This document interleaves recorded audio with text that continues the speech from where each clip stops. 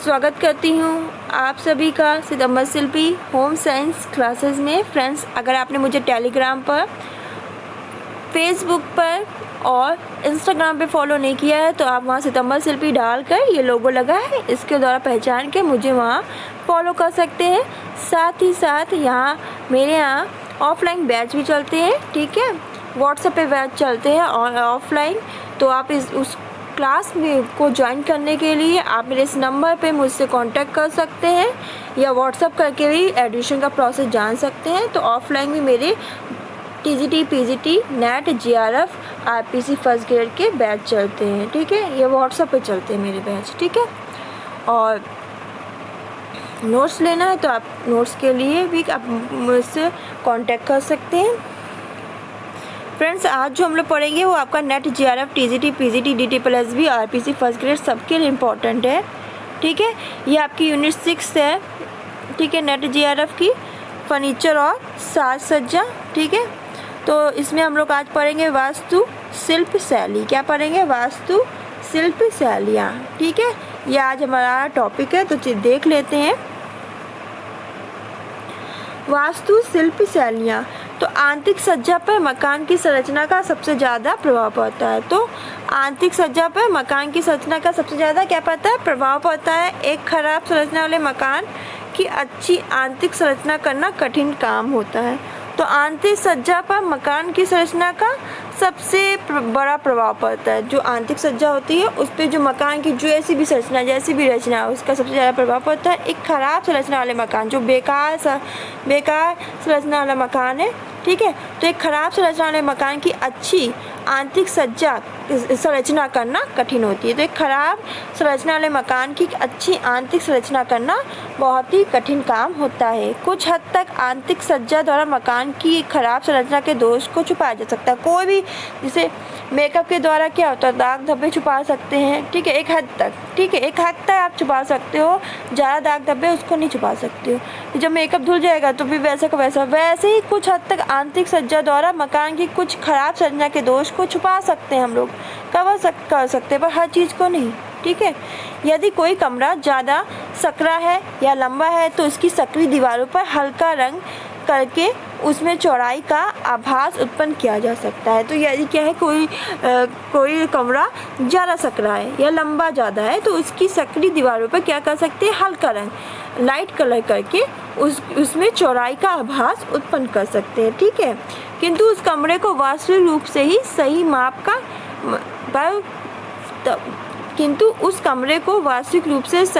का नहीं किया जा सकता, पर रियलिटी में उसको बस हम दोष उसके छुपा सकते हैं, पर उसको सही माप का कर दे वो हम नहीं कर सकते हैं रियलिटी में, ठीक है। पर उसके जो कमी है, दोष है, उसको कुछ हद तक छुपाने की हम लोग कोशिश कर सकते हैं, ठीक है। जैसे मैंने अभी बताया कि जैसे मेकअप द्वारा हम अपने दाग धब्बे छुपा सकते हैं, ठीक है। कोई पर चोट का निशान है तो उसे कुछ हद तक छुपा सकते हैं, पर बिल्कुल ये को गायब कर देते वो नहीं। वो आपको कुछ पलों के लिए, कुछ टाइम के लिए आपको मेकअप आपको कुछ देर के लिए अच्छा बना सकता है, पर जो अंदरूनी जो प्रकृति नेचुरल चीज़ है वो नेचुरल ही रहती है, ठीक है। आंतरिक सज्जा में कमरे की दीवार, फर्श, छत, दरवाजे, खिड़कियों की स्थिति व आकार भी प्रभाव डालते हैं। तो क्या होता है, जो आंतरिक सज्जा होती है, घर की आंतरिक सज्जा में कमरे की जो दीवार की फर्श, ठीक है, दीवार है, फर्श है, छत है, दरवाजे हैं, खिड़कियों की स्थिति, आकार भी प्रभाव डालती है। ऐसा नहीं है आंतरिक सज्जा में कि दीवार, फर्श, छत, दरवाजे का कोई मतलब ही नहीं, सब अच्छी तरह से होना चाहिए। ऐसा ना हो कि खिड़की बहुत छोटी सी है, दरवाज़ा मतलब कि बहुत ही छोटा कर दिया, निकलने बैठने में दिक्कत हो रही है। नहीं, जो दरवाजे का साइज़ है वो ठीक होना चाहिए, अच्छा खासा होना चाहिए कि दिक्कत ना हो। फर्श भी अच्छी हो, देखने में सुंदर हो, उल्टी सीधी नहीं बनवानी चाहिए कि मकान एक बार बनता है, रोज़ नहीं, ठीक है। तो आंतरिक सज्जा में कमरे की दीवार, फर्श, छत, दरवाजे, खिड़कियों की स्थिति और आकार भी प्रभाव डालते हैं। जैसे यदि कमरे की दीवारें चिकनी नहीं है, ठीक है, फर्श असमतल है, कमरे की जो दीवारें वो चिकनी नहीं, खुदरी सी है, तो कितनी ख़राब लगेंगे। और फर्श समतल नहीं है, ठीक है, कहीं ऊंची है, कहीं नीची है, कहीं कहीं कुछ है तो अच्छे मतलब ऊंचा नीचा है तो अच्छा लगेगा नहीं। छत नीची सी है, आप गए तो आपका जब ऊंची छत ज़्यादा अच्छी लगती है, ठीक है। तो छत नीची सी है, दरवाजे खिड़कियाँ गलत स्थान पे बने हुए हैं, यह आवश्यकता अनुरूप नहीं है, तो आंतरिक सज्जा करने में क्या आएगी, कठिनाई आएगी, ठीक है। इसके साथ वातावरण, तो वातावरण में हम लोग क्या देखेंगे, तापमान, प्रकाश, आर्द्रता व वायु की मात्रा, मुख्य उपकरण जो है फर्नीचर, ठीक है। इन बातों का भी ध्यान रखेंगे। तो क्या होता है, आंतरिक सज्जा करते समय हमें संपूर्ण जो वातावरण है उसका ध्यान रखना चाहिए। तापमान का पहला इसमें आता है तापमान। देखिए क्या होता है, मकान के स्वरूप के निर्धारण में तापमान जो है वो अहम मुख्य भूमिका निभाता है, ठीक है। तो मकान बनवाते समय में तापमान का ध्यान रख के मकान खुला या बंद बनवाना चाहिए, ठीक है। तापमान ही मकान में दरवाजे और खिड़कियों की संख्या का क्या करता है, निर्धारण करता है, ठीक है। तो हमें जब भी मकान बनवा रहे हैं उस समय जो है मकान बनवाते समय तापमान का ज़रूर ध्यान रखना चाहिए कि आप ज़्यादा कैसा तापमान है उस स्थान का, ठीक है। इस बात का ध्यान रखते हुए बनवाना चाहिए, ठीक है। ठंडे स्थानों की जो आंतरिक सज्जा इस प्रकार करानी चाहिए कि ताकि उसमें क्या हो, गर्माहट का अनुभव हो सके, ठीक है। और गर्माहट वाले स्थानों में हमें ऐसा बनवाना चाहिए जहाँ पे हमें ठंडे का एहसास हो, ठीक है। और औसत तापमान वाले स्थानों पे हमें काफ़ी प्रयोग की गुंजाइश होती है, जहाँ औसत तापमान होता है, ना ज़्यादा ठंडा ना ज़्यादा गर्म। तो आंतरिक सज्जाकार या अपने यहाँ पे अपने स्वतंत्र भाव को क्या कर सकता है, अभिव्यक्त कर सकता है, ठीक है। तो देखिए यही है ना कि जहाँ ठंडा हो तो आपको वहाँ गर्माहट की ज़रूरत पड़ेगी, ठीक है। आप ठंड में क्या करते हो, हीटर वगैरह ढूंढते हो गर्माहट की, और गर्मी में आप AC वगैरह यूज़ करते हो, क्यों, क्योंकि आपको ठंडक की। उसी प्रकार हमें टेम्परेचर के अकॉर्डिंग जो मकान में तो टेम्परेचर का भी ध्यान रखना चाहिए। देखिए ठंडे स्थानों की आंतरिक सज्जा इस प्रकार करनी चाहिए जिससे हमें गर्माहट का अनुभव हो, और गर्म स्थानों में ठंडक का अनुभव इस तरह करना चाहिए, ठीक है। तो इसमें हर व्यक्ति अपने आप जो सज्जाकार वो स्वतंत्र है, अपने भावों को अभिव्यक्त कर सकता है, ठीक है। प्रकाश, देखिए क्या होता है कि प्रकाश की जो मात्रा है वो क्या करती है, आंतरिक सज्जा को बहुत प्रभावित करती है, ठीक है। अब ये आप सुंदर खूब कर दो, खूब अच्छी अच्छी चीज़ें लगा दो अपने कमरों में, ठीक है, पर उसमें रोशनी थोड़ी सी टिमटिमा रही है हल्की सी, तो वो चीज़ें उभर के कहाँ आएंगी। जब प्रकाश होता है, खूब अच्छी लाइट होती है, तो वो चीज़ें जो कमरे में सजाई गई हैं वो क्या करती हैं, वो चीज़ें उभर के सामने आती हैं, ठीक है। अधिकांश प्रकाश वाले स्थानों में गहरे रंग व गहरी परिसज्जा का उपयोग किया जाता है। तो याद ये रखिएगा कि जो अधिक प्रकाश वाले स्थान होते हैं, जहाँ बहुत अधिक प्रकाश होता है, वहाँ वाले स्थानों पर गहरे रंग और गहरी परिसज्जा का उपयोग किया जाता है, ठीक है। ये बात को याद रखिएगा कि अधिक, याद लिख लीजिए इसको, अधिक प्रकाश में जो अधिक प्रकाश वाले हैं, ठीक है, वहाँ क्या किया जाता है, गहरे रंग व गहरी परिसज्जा का प्रयोग किया जाता है, ठीक है। और ठीक है, जबकि कम प्रकाश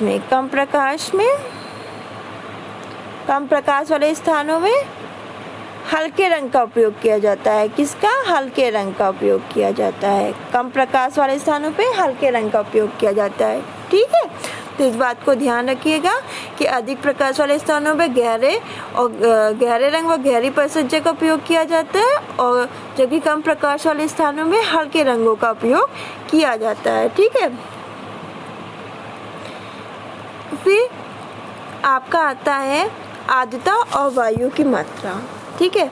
तो क्या होता है, हमें मकान बनाते समय आर्द्रता वायु की मात्रा का भी ध्यान रखना चाहिए, ठीक है, क्योंकि आर्द्रता वायु भी आंतरिक सज्जा पे क्या करता है, प्रभाव डालता है, ठीक है।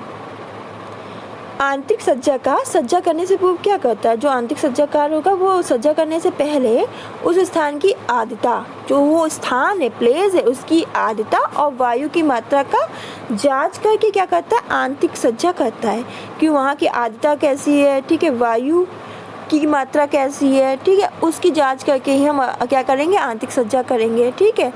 और इन सब को ध्यान में रख के ही आंतरिक जो सज्जाकार है, जो आंतरिक सज्जा कार है, वो आंतरिक सज्जा द्वारा वातावरणीय तत्वों का ध्यान में रख के ही सुविधा और सुंदर वातावरण का क्या कर सकता है, निर्माण, ठीक है। फिर मुख्य उपकरण फर्नीचर। तो जो मुख्य उपकरण होता है आंतरिक सज्जा का वो क्या होता है? फर्नीचर। फर्नीचर से घर बहुत सुंदर लगता है, ठीक है। तो किसी कमरे की आंतरिक सज्जा बिना फर्नीचर की क्या है? अधूरी है। आप पर्दे लगा लो, ठीक है, आप गद्दे बिछा लो, सब कुछ कर लो, पर जब उसमें खूब सुंदर से फर्नीचर नहीं होंगे तो क्या जो आंतरिक सज्जा वो अच्छी लगेगी ही नहीं। आंतरिक सज्जा में फर्नीचर के बिना अधूरी है। तो आंतरिक सज्जा में फर्नीचर क्या निभाता है? केंद्रीय भूमिका निभाता है, ठीक है। तो समझ लीजिए जो कमरे का 3/4 भाग है वो फर्नीचर द्वारा ही निर्धारित होता है, फर्नीचर द्वारा ही सुंदर लगता है। तो मकान बनाते समय फर्नीचर के आकार प्रकार के अनुरूप ही क्या करना चाहिए? कमरा बनवाना चाहिए। तो जब भी मकान बनवाए उस समय फर्नीचर के आकार और प्रकार के अकॉर्डिंग ही हमें क्या करना चाहिए? कमरा बनवाना चाहिए, जिससे क्या हो चाहिए जो हम कमरे में सामान रख रहे हैं व्यवस्थित रूप से ठीक रूप से रख सके, साथ ही कमरे की जो कमरा है वो का दरवाज़ा वगैरह भी सही से बंद हो सके, कोई दिक्कत ना हो, ठीक है। हमें क्या करें? कमरों के आकार पे ही फर्नीचर का जो है कमरा के आकार है तो उसी पे ही हम जो फर्नीचर है उसका आकार, संख्या और डिजाइन निर्भर करती है। कितनी संख्या में ये फर्नीचर यहाँ रख सकते हैं, इसकी डिजाइन कैसी होगी, ठीक है। तो ये बात का ध्यान रखना चाहिए। जब आप कमरे में बनाते समय ही ये सब सोच लोगे, चीज़ की विषय सूची बना लोगे, योजना बना लोगे तो आप कहीं भी गलती नहीं करोगे। तो कमरा बनवाते समय ज़रूर ध्यान रखना चाहिए कि इस कमरे में क्या क्या फर्नीचर रखना चाहिए, योजना बना के कार्य करना चाहिए। तो फ्रेंड्स ये था आपका यूनिट 6 का वास्तुशिल्प शैलियाँ, ठीक है, फर्नीचर और साज सज्जा का, ठीक है। तो यहाँ इसी के साथ ये टॉपिक आज का फिनिश होता है, ठीक है। तो वीडियो अच्छी लगे तो उसे लाइक करें। अगर आपको मेरी लाइव क्लास चाहिए, उसकी नोटिफिकेशन नहीं मिलती है तो मेरे चैनल को सब्सक्राइब कर लें, आपको नोटिफिकेशन मिल जाया करेगी, ठीक है। अगर वीडियो अच्छी लगती हो तो ज़रूर कमेंट बॉक्स में अपना फीडबैक दिया करें, चाहे अच्छा दे खराब दे पर दिया ज़रूर करें। कुछ तो बताया करिए, आप लोग आते वीडियो देख लेते हैं, ठीक है, पर कुछ कमेंट नहीं करते हैं। तो कमेंट करके बताइए, अच्छा लग रहा है तो अच्छा, ख़राब लग रहा है खराब, कुछ तो बोलिए। अगर कोई कमी लग रही तो वो बताइए, वो उसमें सुधार किया जाएगा। पर जब मैं इतना मेहनत करके बनाती हूँ तो फीडबैक तो देना चाहिए। अगर आपको मेरी वीडियो में मेहनत लगती है तो ज़रूर फीडबैक दीजिएगा, ठीक है। तब तक आप लोग खुश रहिए, अपना ध्यान रखिए, मुस्कुराते रहिए। आज के लिए बस इतना ही, मिलते हैं नेक्स्ट वीडियो में। धन्यवाद।